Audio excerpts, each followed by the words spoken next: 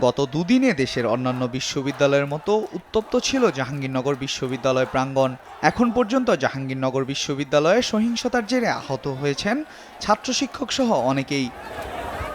বুধবার নিজের verified Facebook পোস্টে মুশফিক লিখেন, জাহাঙ্গীরনগর বিশ্ববিদ্যালয়ের একজন ছাত্র হিসেবে আমি আমার ভাই বোনদের উপর আর কোনো সহিংসতা দেখতে চাই না। আমার শিক্ষকরা যারা অতুলনীয় সাহস দেখিয়ে ছাত্রছাত্রীদের রক্ষা করতে গিয়ে আহত হয়েছেন তাদের প্রতি অতল শ্রদ্ধা।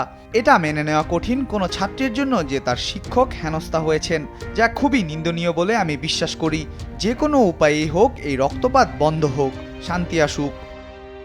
মুশফিকুর রহিম ছাড়াও ছাত্রদের পাশে দাঁড়িয়ে দেশের শান্তি কামনা করেছেন জাতীয় দলের বেশ কিছু ক্রিকেটার। ওপেনার তানজিদ হাসান তামিমও একাত্মতা জানিয়েছেন দেশের ছাত্র সমাজের সঙ্গে। তামিম তার নিজস্ব ফেসবুক ওয়ালে লিখেন, টেকনাফ থেকে তেঁতুলিয়া কোনো রাজপথ আর আমার ভাই বোনের রক্তে রঞ্জিত না হোক। সঠিক পদক্ষেপ ও যৌক্তিকতা বজায় রেখে সবকিছুর সমাধান হোক।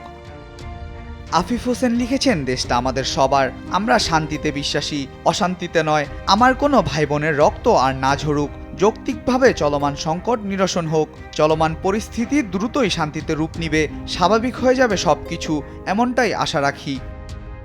টাইগার অলরাউন্ডার মেহেদী হাসান মিরাজ ফেসবুকে এক পোস্টে লিখেছেন, আসসালামু আলাইকুম। শিক্ষাই যদি জাতির মেরুদণ্ড হয় তবে শিক্ষার্থীরা হলো হৃৎপিণ্ড। আমি চাই না আর রক্ত ঝরুক, খালি হোক কোনো মায়ের কোল। শান্তি চাই, শান্তি চাই। আল মাহমুদ ফাহিম, স্পোর্টস ডেস্ক, দেশ টিভি।